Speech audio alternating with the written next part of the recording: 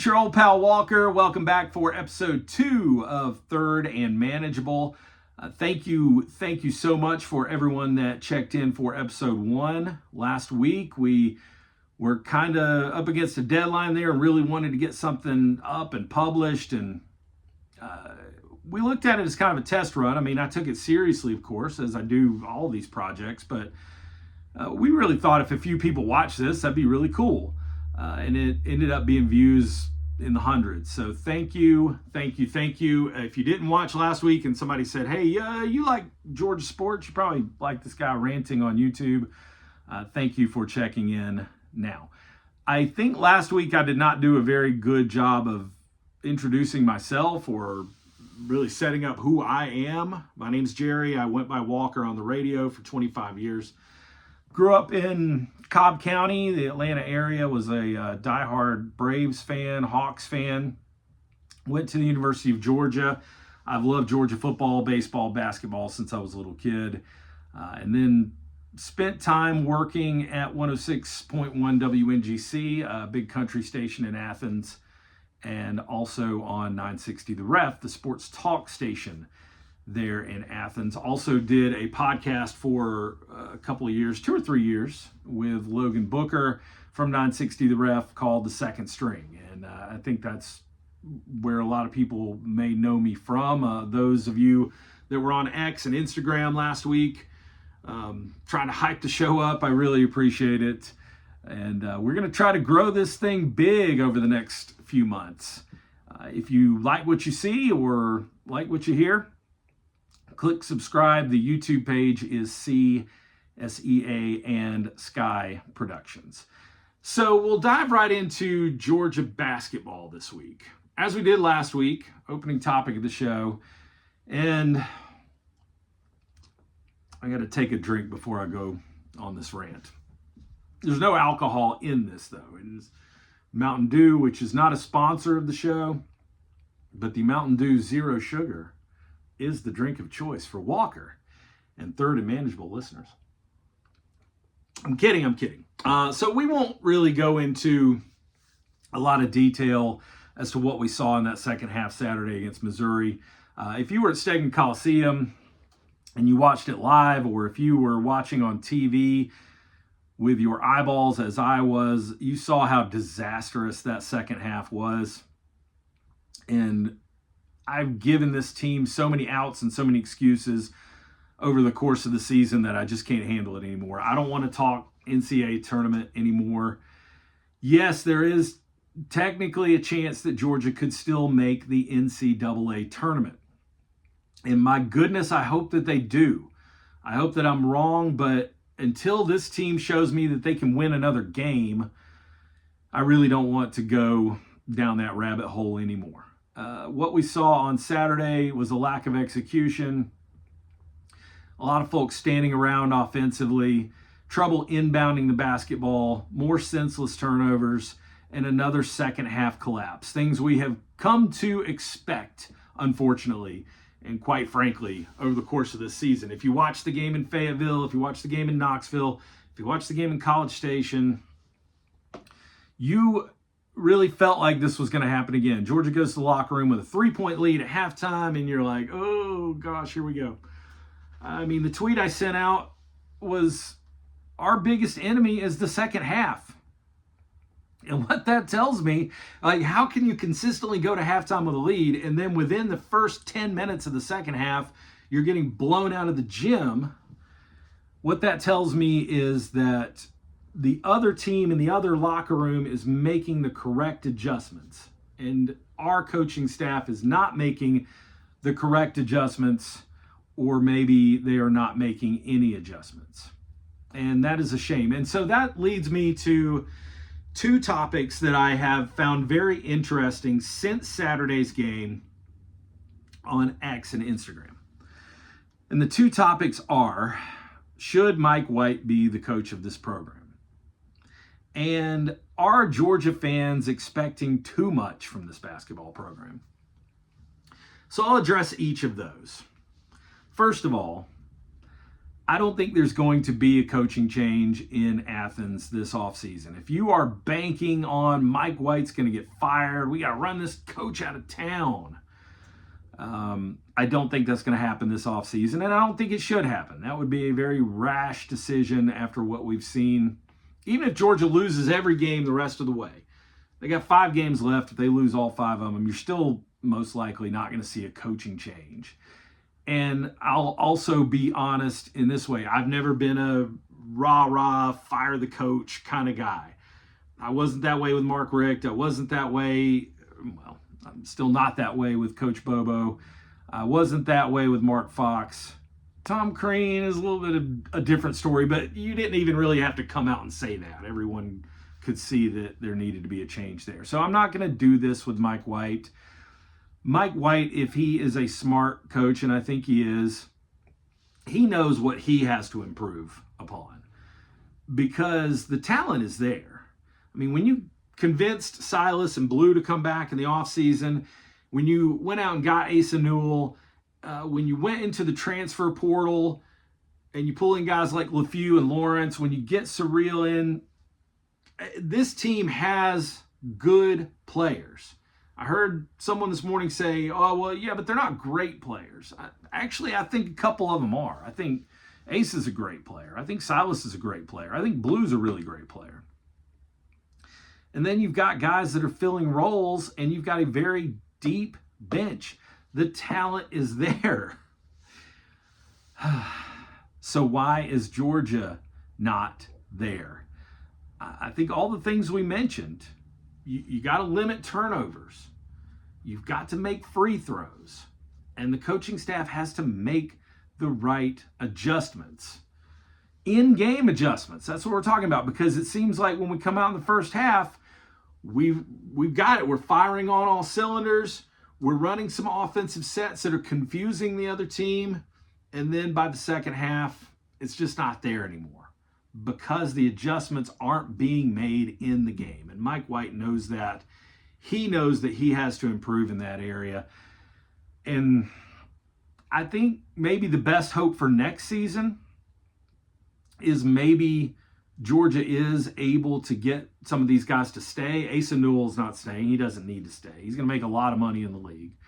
But get some of these guys to stay, and maybe you gain some experience because they are one of the youngest, if not the youngest team in the SEC. That does have a lot to do with it. There's plenty of excuses. Look, this is a terrible year to want to be good at basketball because the SEC has never been this good. Every damn team, it seems like, in the conference is ranked in the top 10 right now. And every week you have to play a top 10 or top 15 team. But Georgia fans have seen Florida turn their basketball program around. Now, they've been good consistently for a long time, but you know what I mean. Alabama, Auburn, Tennessee, all having a lot of success recently. You saw Missouri go 0-18 last year in the SEC, and now they're a top 15 team. Now they're a tournament team. They turned that around in one season. That's the challenge for Mike White. Next season cannot be another, well, let's win a bunch of games in the non-conference and maybe win our first home game or two, and we get everybody excited, and then we go through another long slump where we only win 2 of our next 10 games. It's year 3. And although I think some people were right in saying you have to give Mike White more time, next year's year 4. How much time are you going to get? Probably you're not going to get more than 5 years. If you don't make the tournament in year 5, you're not going to be around. So Mike White knows what he needs to do in the offseason. And again, maybe there's still a chance that Georgia finds their way into the NCAA tournament this year. Maybe they go on a run here. They upset Florida. Florida's got some players out right now. Maybe Georgia could upset Florida at the Stag. Maybe Georgia could go to Austin, Texas, and get a win. I don't know. Texas beat Kentucky at home over the weekend. So I don't know if that's realistic, but we'll hope. And then, yeah, you certainly could go to South Carolina and get a win, and you certainly could beat Vanderbilt at home to end the season. So is it still possible? Yes. I'm not talking about it anymore. until we get a win. And that leads perfectly into question number 2, which someone posed on X this week and then quite quickly took a bunch of heat for it, is that Georgia fans expect too much. Georgia fans have not been around for years. Georgia fans didn't care about basketball for years. Now all of a sudden you're demanding wins. No one's demanding wins. All right? Let's slow down with that rhetoric. This program has been in a bad place for a long time. You got to go back to the early 90s, find a little success there. You find some success in the late 90s for a couple of years with Tubby. And then you find some success in the early 2000s with Jim Herrick, but that ends in scandal. And since then, I mean, Georgia hasn't made the tournament in over 10 years. Mark Fox only made the tournament twice and did not win a game.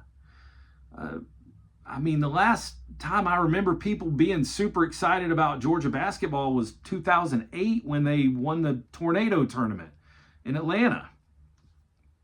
So we're not expecting too much. We're not expecting anything. Georgia fans aren't sitting here saying, I demand Final Fours. I remember when we were having the conversation about moving on from Mark Richt in football, and people were saying, we demand national championships. And okay, I mean, hey, maybe that worked out. Maybe that was the right attitude then and there. But right now, we are asking for consistency and a team that is almost year in, year out in the conversation, if not in the NCAA tournament. Consistently making the tournament. If you could do that 3 or 4 out of 5 years, you would be fine. And then win a game or 2 here and there. We're not demanding national championships. Georgia basketball fans have been through too much. It's been a long, long slog. We have been through it. And Georgia basketball fans deserve better because they are very passionate. And we show up and we're loud and we get behind this team and we encourage this team. And even when they're losing, the Georgia students are still there and they're still making noise. So don't tell me that Georgia fans are demanding too much. We're demanding wins all of a sudden. It's just not like that. We want a good product on the court, and we want some results in that you are at least in the upper half of the SEC, and that you're not playing on the first day of the SEC tournament every year. And that we're not sitting at home on Selection Sunday watching 68 other teams get selected for the tournament. I want to see my team's name on one of those seed lines before I'm dead. So, Georgia basketball. That's where we're at. We can talk a little bit about something better. I do think Georgia basketball is better than last year, by the way. People keep pointing that out. The program is improving year by year, and I will give you that. That's fair. Much better product on the court than last year or the year before for Mike White. Speaking of good products, Georgia Baseball. That was a fun series over the weekend. Do you call that a series when you play 2 teams and then you switch and you play somebody else? I guess it was a 4-game series. It was a fun 4-game series until it wasn't. The game on Sunday was a little bit of a train wreck. That got away from us a little bit. But overall, you got to be happy with a 3-1 weekend. 2 wins over Quinnipiac, 1 win over UNC Wilmington, who, if you're not familiar with them, a lot of people have pointed this out. That is a pretty good baseball team. Pretty good baseball program. They were in a regional. They were in our regional last year, and they beat Georgia Tech in that regional. So no shame in losing 1 game to those guys. And as the games were not on TV, I was listening to Jeff and Dave call the games all weekend, and they kept saying, hey, this is a good team. Look out. It's a good team. Look out. So having lost only 1 game over the weekend, Georgia stays right where they were in the rankings, right in that 8 to 12 range, depending on what set of rankings you're looking at. And that's where they should be. Should not necessarily move up, and absolutely should not be punished for losing a game on the road. That's the other thing to point out. Georgia baseball rarely ever starts out on the road. Most SEC teams don't. But with the things that are being done over there at Foley Field, they needed a little more time. And it, frankly, was a fun series. Let's see. Georgia won Game 1 against Quinnipiac 9-1. Game 2, 7-4. That was a bit of a dogfight, and it was a fun game to listen to. Game 3 beat UNC Wilmington 7-3. And then on Sunday, I guess you really just could say had some bad luck, and your starting pitcher had a tough outing. You give up 6 runs in the first inning. The bullpen is great from that point on. But you also ran up against a Wilmington pitcher that was firing on all cylinders and nearly threw a no-hitter. So plenty of runs scored for the Diamond Dogs over the weekend, and I'm going to go ahead and shout out Robbie Burnett, my new favorite player on the team. 7 stolen bases over the weekend, which is more than any player had last season. The team leader in stolen bases last season had 4. We have 7 now, or Robbie has 7 by himself. This gives you an idea of what the makeup of this Georgia baseball team is. A team that is going to win a lot more with the old ABC baseball, with the old get on, get them over, get them in, stealing a lot of bases, playing really good defense, really good pitching, other, again, than that first inning of the game on Sunday. Pitching looked pretty darn good over the weekend. And also, it was a long weekend. You play a game on Friday, you play doubleheader on Saturday. Those games are moved up because of the weather. Then you got to play again on Sunday. I think that the team was a little bit exhausted by the end of that whole thing. And it'll be good to get home. Georgia baseball, the Diamond Dogs, are going to play at Kennesaw Tuesday night, and then back at Foley Field, home opener on Thursday. 4-game series starts against the University of Illinois, Chicago. So a good opportunity to rack up some wins this week and maybe move up in the rankings a little bit. Slate and Trey Phelps and Obi, those guys are going to hit. It's going to be a good year. And I just don't have any concerns, although I did see some people on social media who did have concerns about Georgia dropping that game to UNC Wilmington. I don't have any concerns about that at all. I think 3-1 is a good result, and I am happy to take that on into a new week. For UGA softball, unfortunately, a couple of the games got rained out in Athens over the weekend, but the Dogs still managed to stay undefeated with wins over Michigan, Michigan State, and then on Sunday, swept a doubleheader with Longwood and Western Carolina. So the softball team is now 9-0. And although we are all very excited about how many runs they're scoring and about how they are playing right now, just a reminder that the SEC, and this is the case in every single sport, but in softball as well, the SEC is very, very tough, and the Dogs are picked to finish like 8th or 9th in the conference.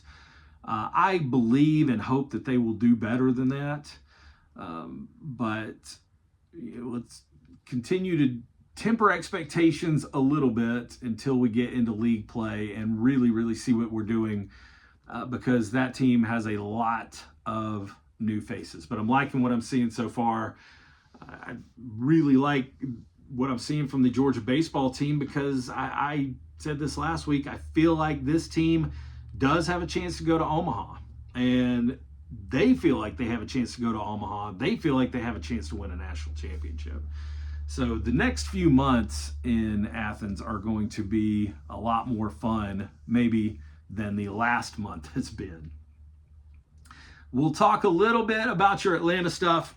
I know people are very excited about the Atlanta Braves coming back, and that all has started already, but it starts, I guess, for real this Saturday as spring training games begin. And you'll be able to see a few of those streaming here and there on TV. And I always love watching the spring training games. You don't feel the pressure of a regular season game, to necessarily sit and watch and really pay super close attention to what's going on. I love the spring training vibe because you can turn the game on and just, it's like, for me, it's like watching golf on a Saturday or Sunday. You can just kind of check in with it every now and then. Oh, here's this player. I've heard about this guy. Oh, what's he doing? Oh, how's this dude looking?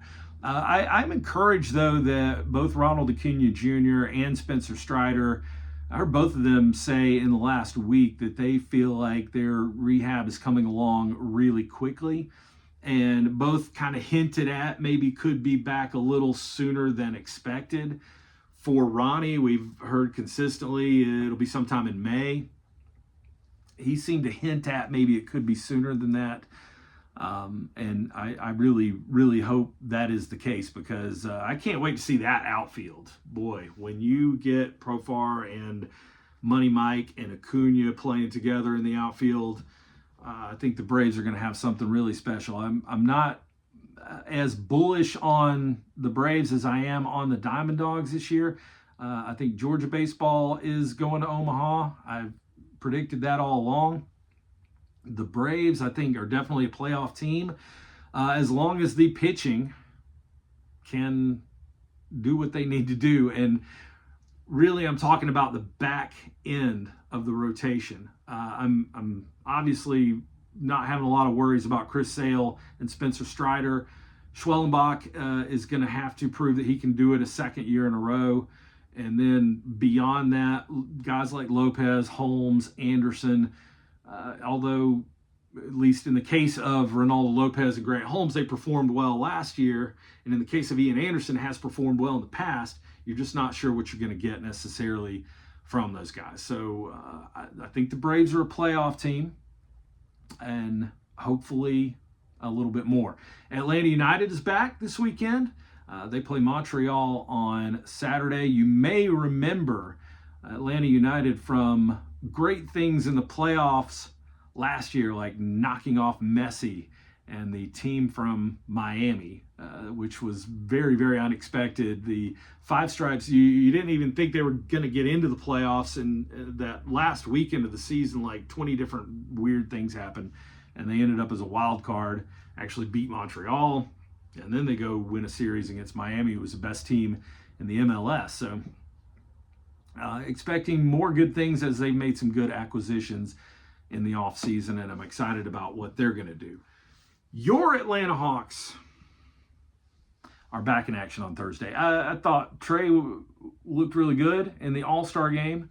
I'm really, really glad that Trae Young got to be in the All-Star game. I thought it was a damn shame that he was left off the roster initially, but then with the injury to Giannis, Trey gets to join the East All-Stars or whatever, team whoever they are now. And I'm really glad that he represented Atlanta well.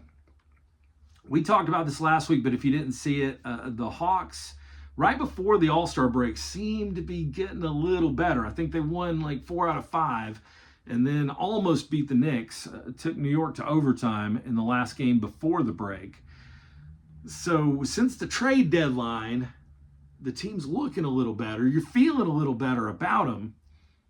But we know that this is not a team full of superstars. I mean, with Jalen Hurt and DeAndre Hunter now gone, you are really dependent on a lot of role players and second team guys to carry us to the playoffs.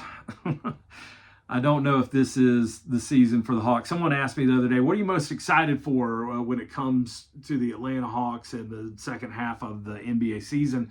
I'm excited that we're not playing as many games against Cleveland and Boston. I'm excited that there's some winnable games on the schedule. And maybe you can find your way into that top 6. If they could find their way out of the play-in tournament and into the top 6 in the East and play a normal playoff series against a normal team, I think that would be a tremendous goal for your Atlanta Hawks right now. Whether they win that series or not, just being there and being seated a little bit higher than you have been the last couple of years would be a hell of a step in the right direction. And they have to go out and get Trey some help. Don't fall victim to what Dallas ended up doing and you just get frustrated and you end up trading a young superstar. Trey is a young superstar. He is just now getting into his prime. Get him some help, but they haven't done it yet because, as discussed by so many people, Atlanta management, people that manage and own Atlanta sports teams, just do stupid, boneheaded things. So maybe they'll go out and get him some help in the offseason, or maybe they never will. I am excited to be back here doing this thing. I love it. If you can't tell, I'm super passionate about it. And once we get into football season, and I know football season just ended, but I'm already excited about next season. There's going to be so much to talk about. There's going to be so much to talk about as we get into spring practice and G-Day and seeing how that quarterback battle turns out. Puglisi and Gunnar Stockton both have all the skills to be the starting quarterback for the University of Georgia football team next season. And I think, Gunnar is going to get the first crack at that, but it would not surprise me in any way if Ryan ended up being the starting quarterback or at some point next season ended up being the starting quarterback. So a lot to look forward to. I'll see some of these new guys that are here out of the transfer portal that are going to help with the pass catching this year. If there was anything last year plaguing Georgia football, well, it was two things plaguing Georgia football last year. It was bad offensive line play, and it was dropped passes. And at least one of those things has been addressed in a big way with the wide receivers that Georgia has coming in this season. And you are not only going to not see as many drop passes, but you are going to see a lot more plays being made and a lot more touchdowns being scored by Georgia wide receivers this year. So it all starts here in a little while as spring practice gets going in Athens. So we'll follow that. We will follow the end of this wretched basketball season. No, it hasn't been that bad. We'll follow this baseball team who has such high hopes of winning a lot of things this year. The Third and Manageable podcast, it is a Sea&Sky production. I appreciate you being a part of it. Tell a friend, subscribe, and I will talk to you later this week.